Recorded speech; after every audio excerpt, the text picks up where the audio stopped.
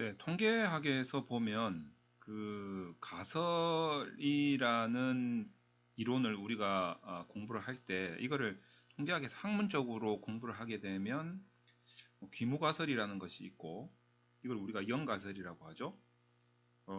그리고 또 뭐 대립가설이라고 하기도 하고 요것과 반대되는 것이 이제 우리가 실질적으로 검증하려고 하는 연구가설이라고 하죠.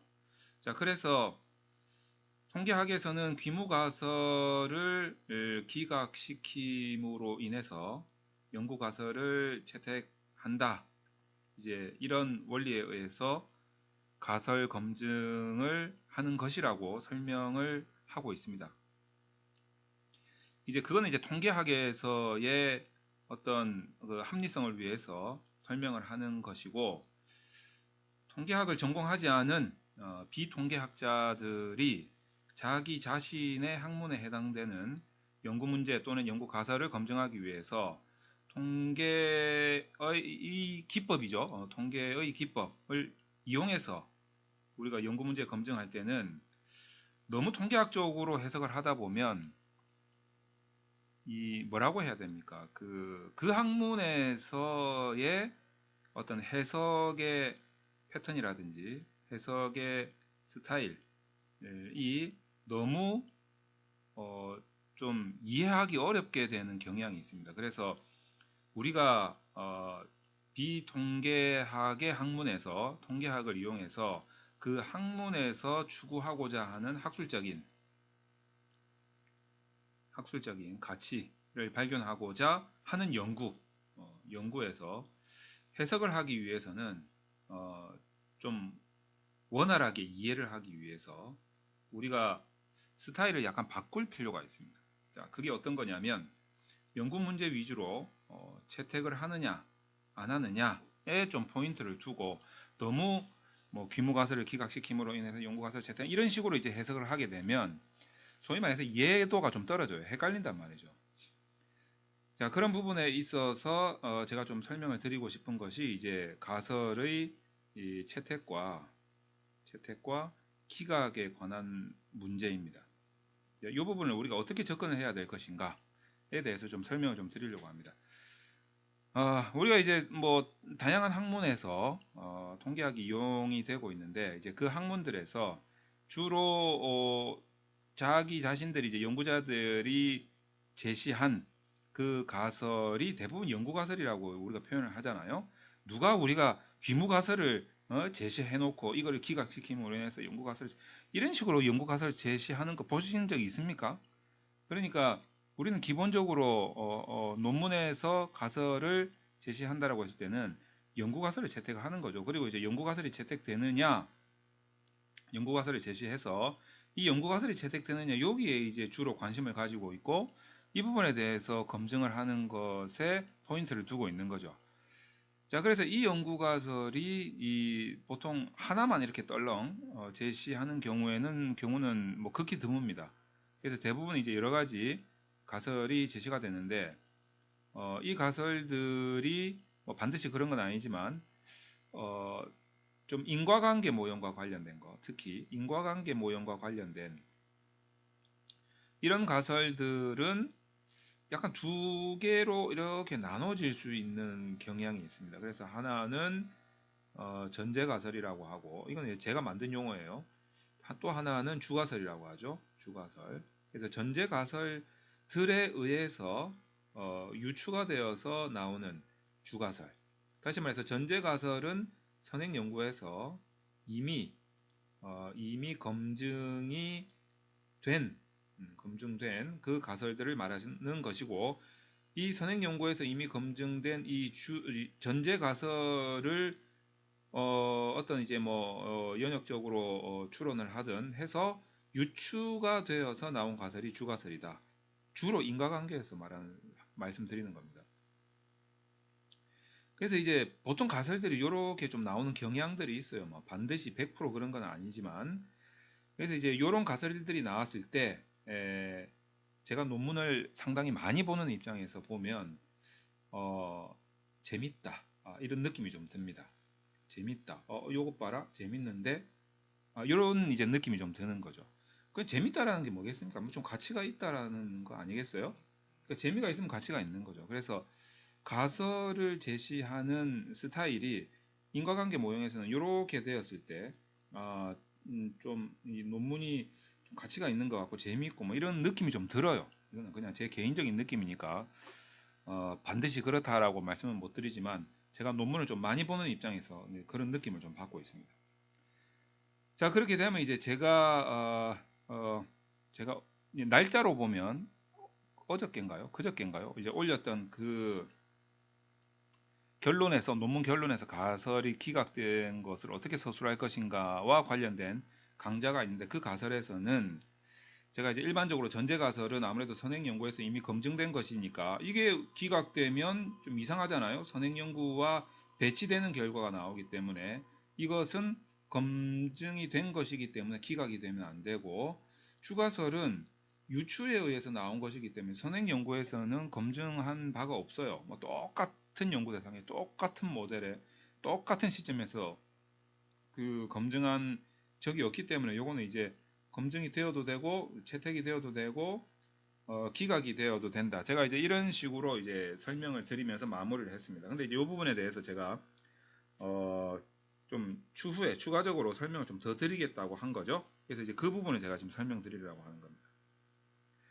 그게 반드시 전제 가설은 채택이 무조건 되어야 되고 기각이 되면 안 되고 무조건 채택되어야 되고 주가설은 채택이 돼도 되고 안 돼도 되고 이러느냐?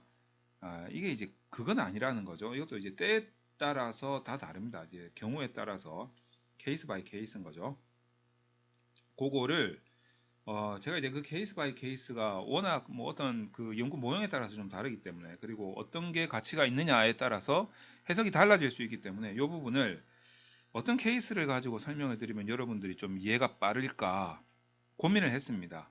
그래서 사례를 찾은 것이 어떤 거냐면 매개 효과, 매개 효과 그리고 조절 효과, 매개 모형과 조절 모형에 대해서 요 케이스를 가지고 요 두 케이스를 가지고 설명을 좀 드리면 여러분들이 좀 이해하시는데 도움이 될 겁니다. 그래서 이 두 케이스를 가지고 여러분들이 굉장히 다양한 케이스에 요런 관계를 접목을 시켜가지고 정말 내가 가설이 채택되었을 때 기각되었을 때 어떻게 했을 때 가장 좋은 효과가 나타나는 또 하나 더 있구나. 매개 효과, 조절 효과 그리고 또 하나 더 있겠네요. 실험 연구에서 어디서 불이 났나? 뭐 사이렌 소리가 막 울리네요. 실험 연구. 자, 요 세 개를 가지고 요 세 가지 케이스를 가지고 설명을 좀 드리도록 하겠습니다. 자, 첫 번째 케이스는 제가 매개 효과를 가지고 설명을 드리도록 하겠습니다. 매개 모델이죠, 매개 모델. 매개 모델에서는 우리가 전제 가설로 세울 수 있는 것이 어떤 거냐면 이건 이제 선행 연구에서 이미 검증된 거죠. 선행 연구에서 검증된 자, 뭐가 검증이 됐냐면 자, y라는 종속 변수가 주인공인데 선행 연구 찾아보니까 x1이라는 독립 변수가 이렇게 영향을 미친다라는 것이 검증이 되었고 x2라는 것이 이렇게 영향을 미친다라는 것이 검증되었고 그 다음 x1이 x2에 영향을 미친다라는 것이 검증이 되었다. 그래가지고 우리가 전제 가설을 순서대로 H1번, H2번, H3번으로 놓을 수가 있을 겁니다. 자, 그러면 얘네들을 가지고 연역적으로 유추를 해보면 어떤 추론이 가능하냐면 얘의 역할이 뭔가 이 두 사이에 끼어가지고 도대체 뭐 하자는 짓인가 이런 역할에 대한 뭡니까 유추가 가능하다 추론이 가능하다 이 역할에 대한 연구 필요성이 가능하다라는 유추를 할 수가 있게 되죠. 이 연구 필요성에 의해서 주가설이 나오게 되는데 그 주가설이 뭐냐면 바로 H4 매개 효과가 된다라는 거죠. 자, 여기에서 이렇게 얘가 이제 주가설이 되는데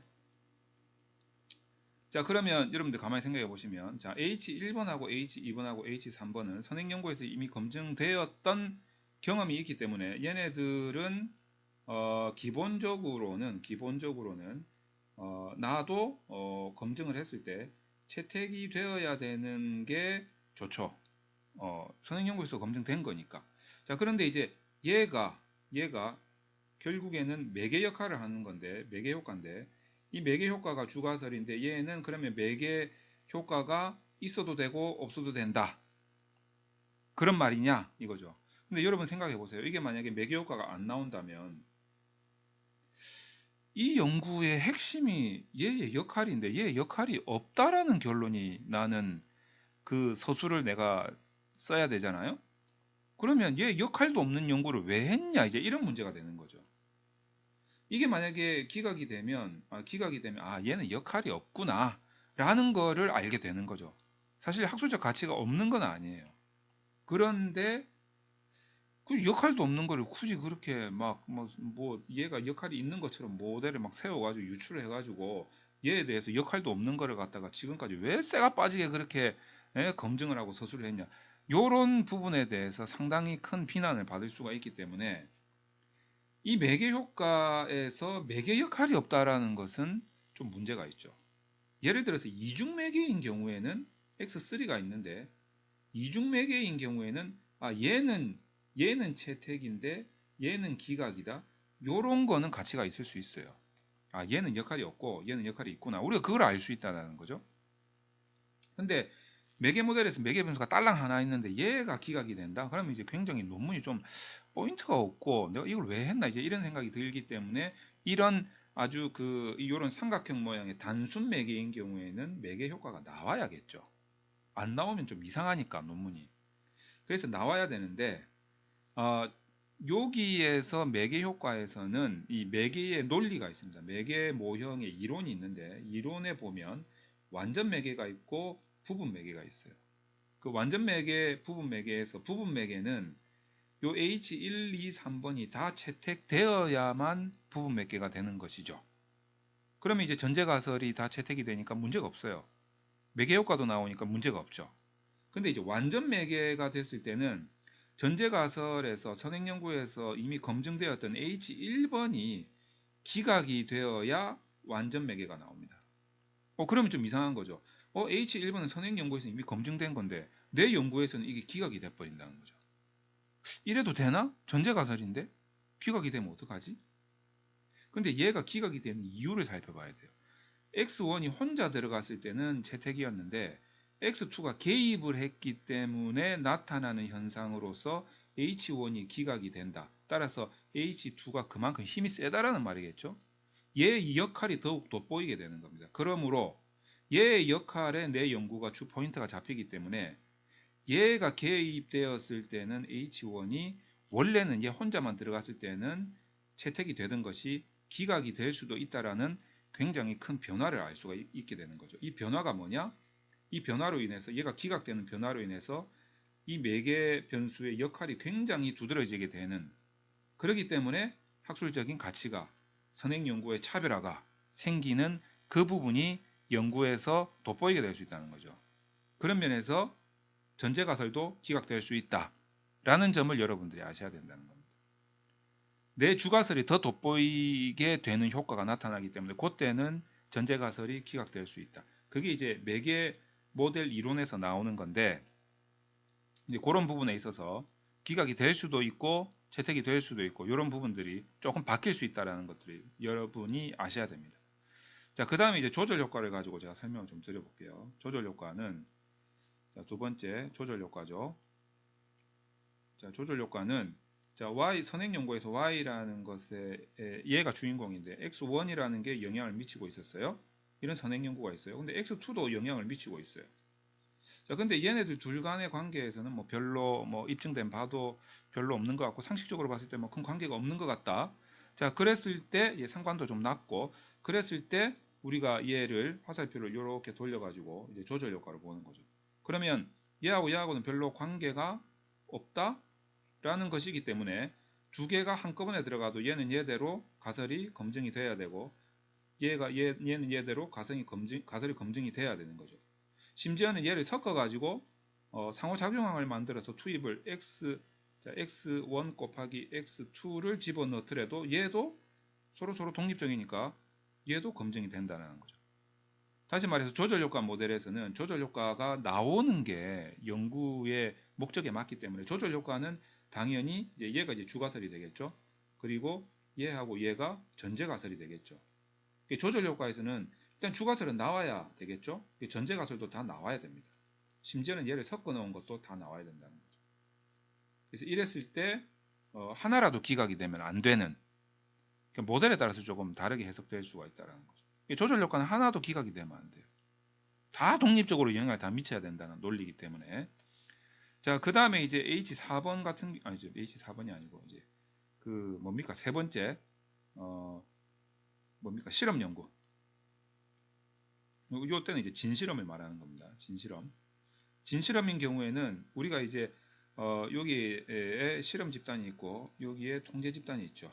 그래서 이 실험 집단과 통제 집단이 이 Y에 대해서 어떻게 변화하는가를 보려고 하는 거죠. 그래서 이 중간에 프로그램을 투입을 하는데, 얘한테는 프로그램을 투입을 하고 얘한테는 프로그램을 투입을 하지 않습니다.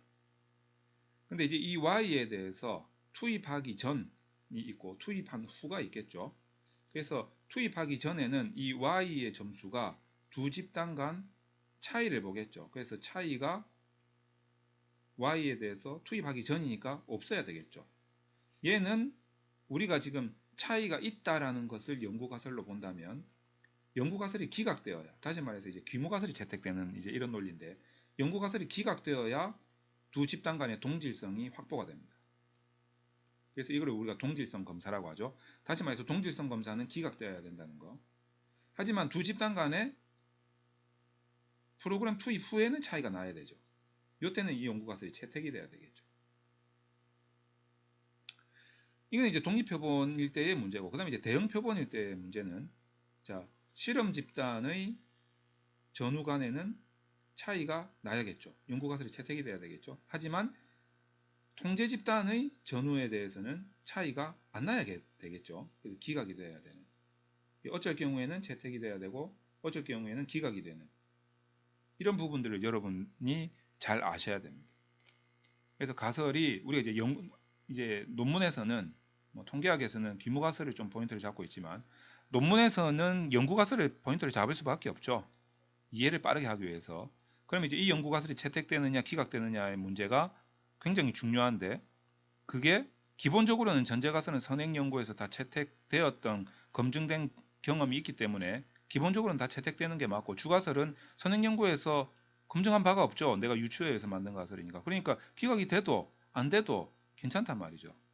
그만큼 이 역할에 대한 문제를 우리가 해석을 할 수 있으니까. 그러나 내 연구의 포인트가 어디에 있는지, 내 연구의 핵심적인 목적이 어디에 있는지에 따라서 때로는 전제가설이 기각될 수도 있고, 때로는 주가설이, 만약에 주가설이 뭐 여러 개가 나왔다면 그 중에 하나가 기각될 수도 있는 거죠. 그러니까 주가설은 반드시 채택돼야 되는 경우도 있고, 주가설이 여러 개라면 하나 정도는, 몇 개 정도는 기각될 수도 있고, 그러니까 케이스 바이 케이스라는 거예요. 그러니까 이런 부분에 대해서 또 어떤 경우에는 무조건 다 채택이 돼야 되는 경우도 있고, 어떤 경우에는 막 무조건 기각이 돼야 되는 경우도 있어요. 이런 식으로 실험 연구에서 집단 간 사전 점수에 대한 동질성 검사에서는 무조건 기각이 돼야 되겠죠. 연구가설이. 자, 이런 부분들을 여러분이 잘 판단을 하셔야 됩니다. 내 연구의 목적과 내 연구의 주 포인트와 내 연구에서 주 가설로 활용되고 있는 그 역할에 대한 변수의 어떤 무슨 역할을 하는 건지를 자세하게 해석하기 위해서 가설의 채택과 기각에 대한 그 판단을, 학술적으로 어떻게 가치를 뽑을 수 있느냐, 선행연구하고 어떠한 차별화를 보이느냐에 대한 판단을 여러분들이 케이스 바이 케이스로 잘 선택을 하시고 해석을 하실 필요가 있다. 자, 이 부분에 대해서 오늘 아주 강조를 좀 드리고자 합니다.